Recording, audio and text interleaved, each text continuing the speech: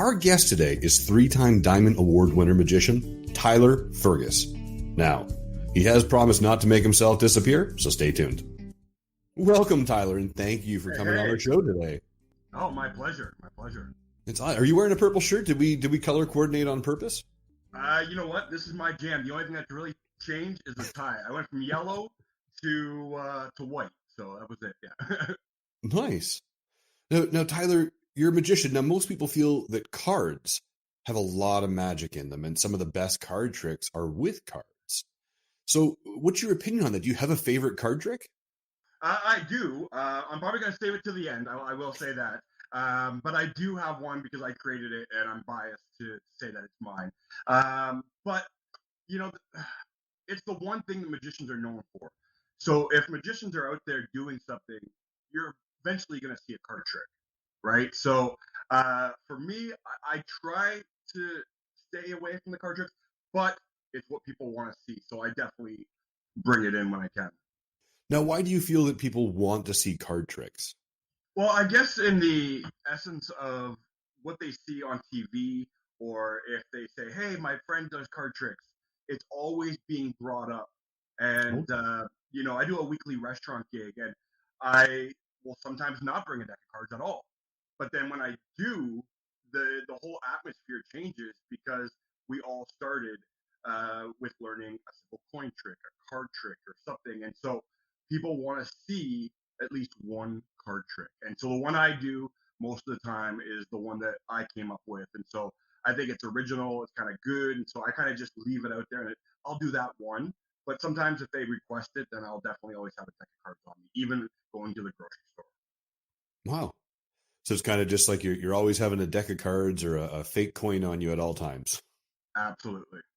Well, a real coin, but yeah, that's it. Yeah.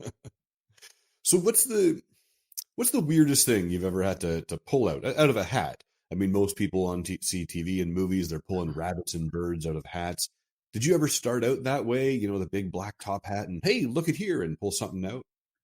Yeah, if you remember the old style pop hat, you know, when they had the top hat, but you could pop out, Yeah. that was me. I would just pop out the hat, make it look kind of snazzy.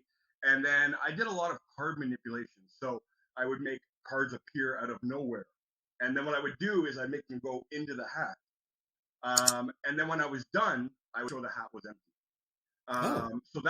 So it was kind of a reverse. Instead of actually pulling something out, I would have the hat show it empty, and I would just start making cards appear out of thin air. And as the cards were going into the hat, people would say, okay, there it is, boom, and then the hat was empty. And then I could close it up because it was one of those pop-up hats. And then it was just so flabbergasted that, wait a minute, where all the cards go? And then I would do an ending production of making the cards come out of my mouth. Oh, okay. Yeah. So what drew you to magic? Why did you want to be a professional magician? Oh, man, I love this question so much. I was probably about 8 years old, and they had a lot of kid shows on TV. And as a kid, you're just home on a Saturday, and they had little clips of magicians coming in on kid shows. And I was like, that's fascinating. And they were doing card tricks, funny enough. And I was like, man, that's good. And then early 90s, they had a lot of the magic specials out there, Grand Illusions. So a lot of people thought you had to be the David Copperfield. You had to be the Grand Illusion. So you're always thinking, okay, I got to go buy this big stuff. But for me, I was dyslexic, so everything was visual. I went to my local library, picked up some stuff, and still to this day, my biggest thing is building magic. So I guess I call it craft magic. So things with straws, elastics, everyday objects that just seem more real than the deck of cards, the coins, and certain things like that. So something more common, like, you know, here's a spoon and fork from the drawer and let's do a trick. Okay, yeah. So it kind of takes it away from, oh, you're a magician, you must have a card or you must have a coin trick. But when you pull out, hey, let me go into your kitchen and grab a fork and knife and do a trick with it, people are like, oh, wow, that's really neat. That's really cool. So it was kind of those variety special shows back in the 80s and 90s there that were kind of the driving point for you. Absolutely. And you fast forward and I remember doing my first show for a very, very low price. I'll leave that out, but it was a very, very low price. But it was like almost per se $1 a minute back then. And for me, it was kind of just like, oh, okay, you got to start somewhere. And so I was just happy to get out there. And nobody really judged you as a kid getting into these little shows. So, you do like a 10-minute show, 15-minute show, and then I just start escalating after that. And so I always go back to those little memories uh, because I love this question so much that where did I start? And then being able to help people eventually tell them where I started and like, hey, that's where you got to go. That's really cool. So I wasn't aware that you could actually win awards for being a magician, but you are a three-time Diamond Award winner. What Yes, is that? yes. Walk me through that. What is that? So the Reader's Choice for Halton.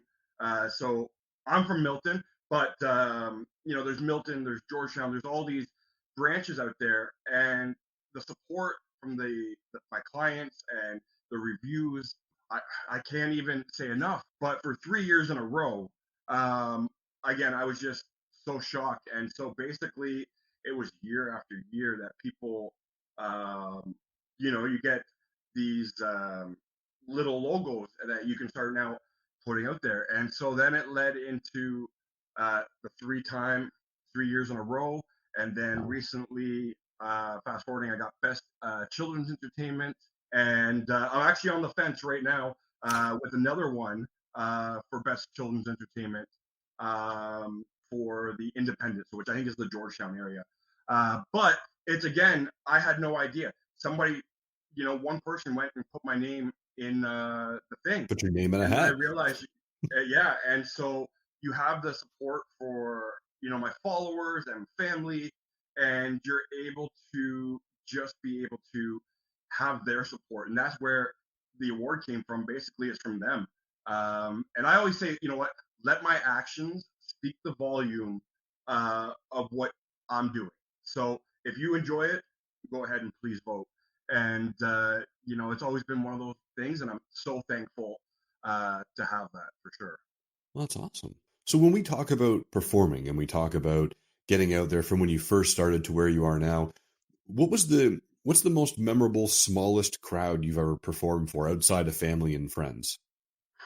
Boy, yeah, like when you get hired for a gig and somebody has high expectations and saying, "Oh, we're gonna have thousands of people," and like 4 people show up, and you always have to go in that model of the show goes on no matter what.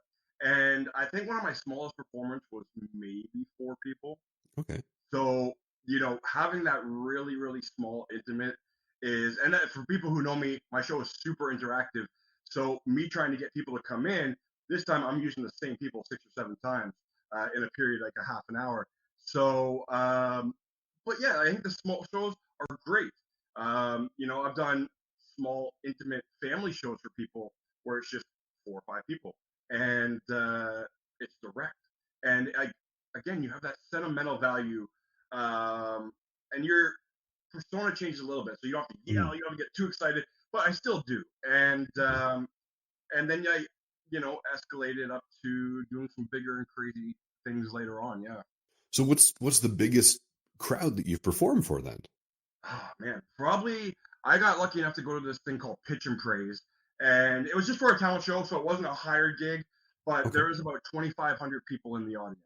Wow. And I went up there with a set of like magic linking rings, and it was kind of just like, hey, yeah, let's do this, and I love it. And so the other one thing that I had as a dream going there was, I said, you know what, I would love to sell at a theater, but even if I'm not selling it out, but I'm part of it. Mhm. So I was lucky enough to be part of the Holiday Nutcracker here in Milton at the Art Oh, cool. Center, and I had about 2 minutes on stage, but you had a full sold out audience. And if anybody knows about the audience, um, you don't see them, but you still have fun. And I was only on there for 2 minutes, but it was a huge stage. So, have you ever thought about doing the Canada's Got Talent or anything like that? I did apply. I guess my video wasn't, as what they were looking for. I did come up with something creative, and but I think even for next year, I'm gonna still try. I always believe that if I don't get something the first time, I want to be discouraged, and that's why I try to send to other people. If it doesn't work out the first time, keep doing it, because it's one of those things that if you give up right away, it's gonna be, yeah, just keep doing it, even if you have to do the same trick over and over again. So I think I'm already thinking of what I can perform for my audition tape. So I had to do it virtually because of Right. everything that was going on, but I'm hoping that this time around I'll actually be able to stand in line for a couple hours and be able to perform for the judges face to face. So, why do you believe magic plays such a huge role in our lives? I know a lot of people say, "Oh, it's a magic trick," but magic has such a lot of subcontext, and it really means a lot to people. What is your thought and opinion on this?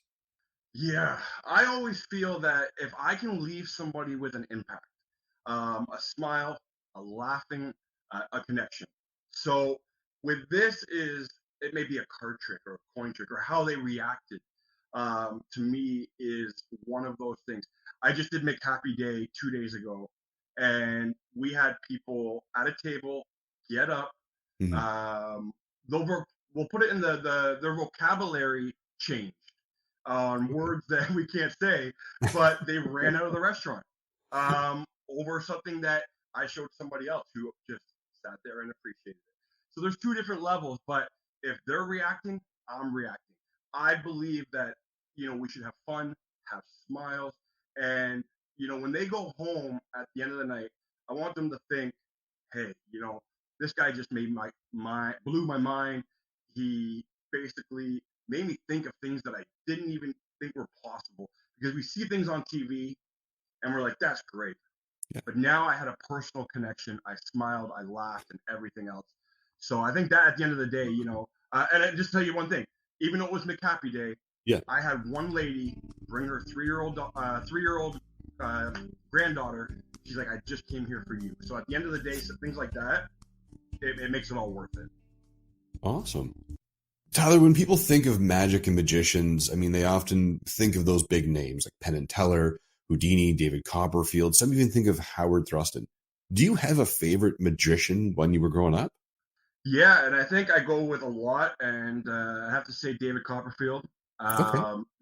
From the Statue of Liberty, the 747 jet, and basically I was lucky enough to be one of Make a Wish kind of things. So I was lucky enough that they flew me down to not Niagara Falls, to Las Vegas, and I got to meet him after the show. Wow. And it was kind of one of those moments. It was probably about 10 minutes spending a moment with your idol and asking as many questions as you can. And I think I was just in shock. I was 16. I couldn't gamble. I couldn't do anything. But it was just there. And then I got to see another magician named Lance Burton. Um, and at the time, I was still kind of learning who Penn and Teller were and who the other magicians were. But obviously, the main focus was David Copperfield. When I got to see his show live, front row seats. It was just one of those things that when I think any magician on the other side, when you're on the other side watching your idol or watching somebody, it's so much more because we miss it because we're always performing. Right. And when we see that, and he was really big with the TV specials back then too. So I think that's probably what caught my eye with the big illusions and making things disappear. So when we talk about motivation and when we look up to people, what keeps you going in magic? Uh, Family, of course. I have two daughters, my wife, and so those are the heart and soul of what makes me go out and do what I do to be able to come back and for them. But it's also the energy that I have from the audience when I go to a birthday party. Uh, it's those kids that keep me going. I always say I'm like a light switch. So basically, I can go on to very mellow, hey, how's it going? And then I flick the light switch on, and I'm a totally different person. But I also believe that I'm a character, but I'm not a character. So you're still getting me, but you're still getting that energy because the kids are loving it. And when you're silly, the kids at that age, obviously, let's say between 2 and 8, they love that silliness. And so I'm not a shy person, I'm a people person, but when they see the silliness, I think that's what really brings out the extra part in me to continue. And and then you have those kids. But for me, the biggest is having those 5-year-old, 8-year-old hecklers.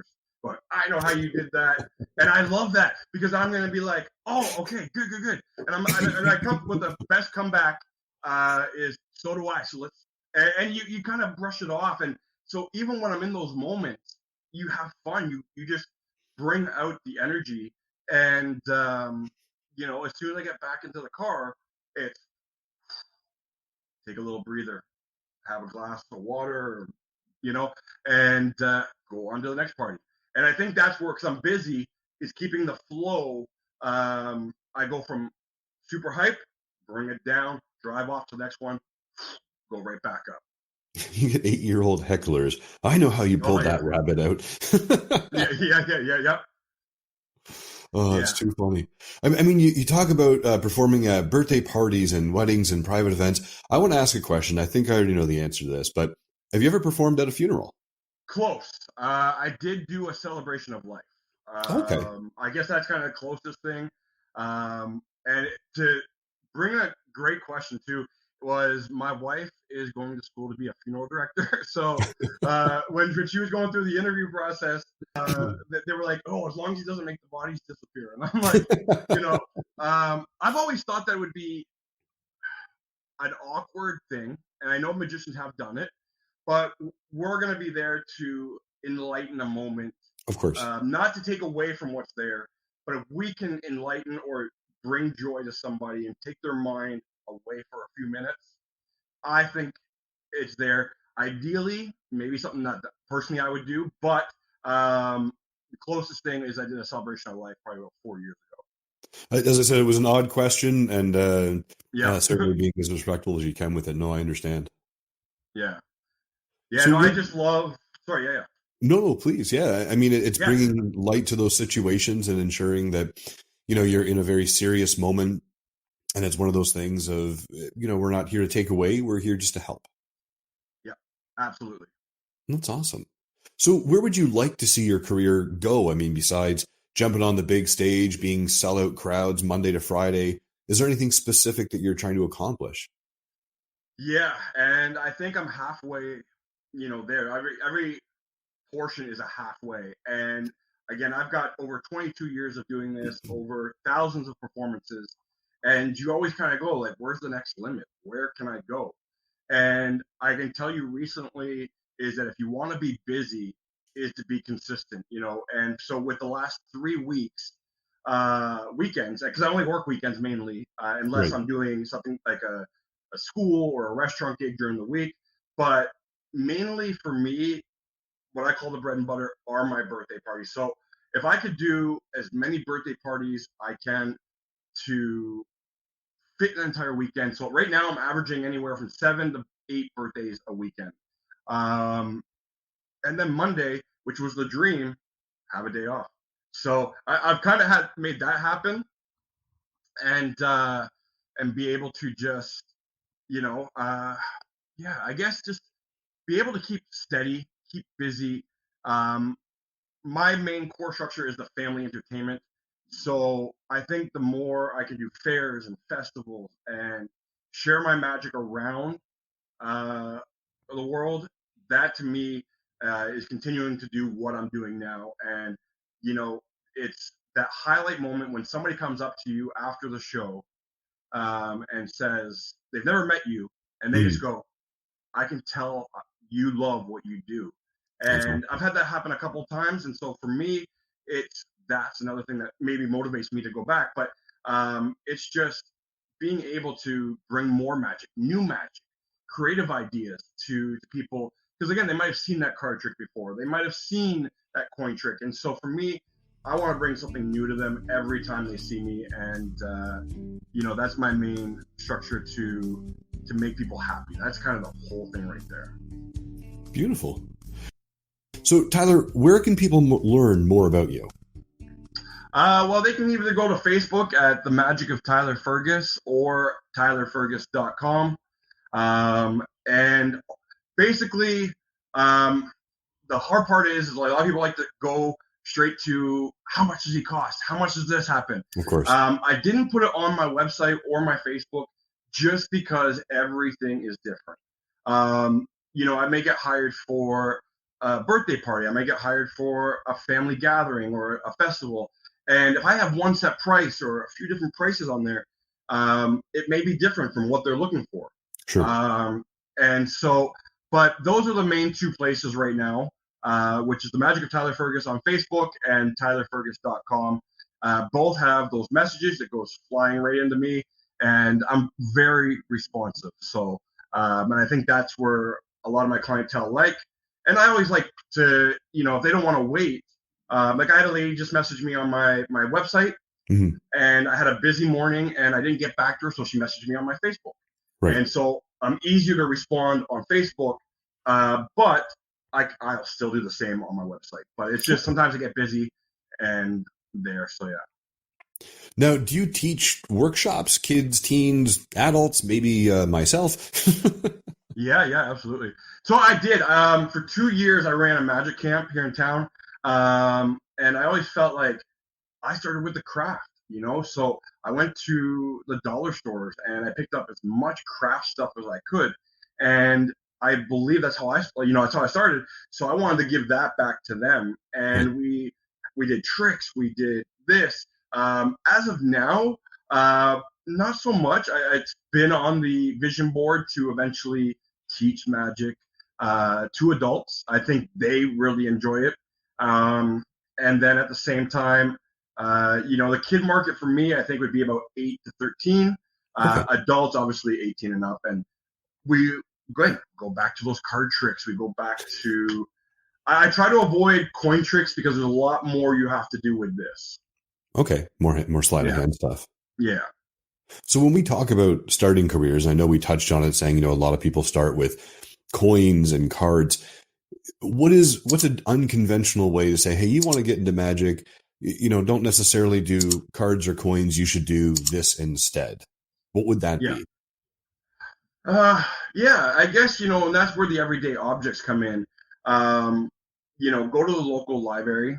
You can go, there is a magic store in Toronto called Browser's Den of Magic. And so for me, I got to go there when I was about 13 years old, and you feel like a kid in a candy store and you know everything. And then you realize, okay, I don't know everything. And, but yeah, you want to start, if you're a visual learner like me, the videos are great. I know today, in today's world, social media, YouTube, it's very easy. But anybody as a magician, you want to support the creator.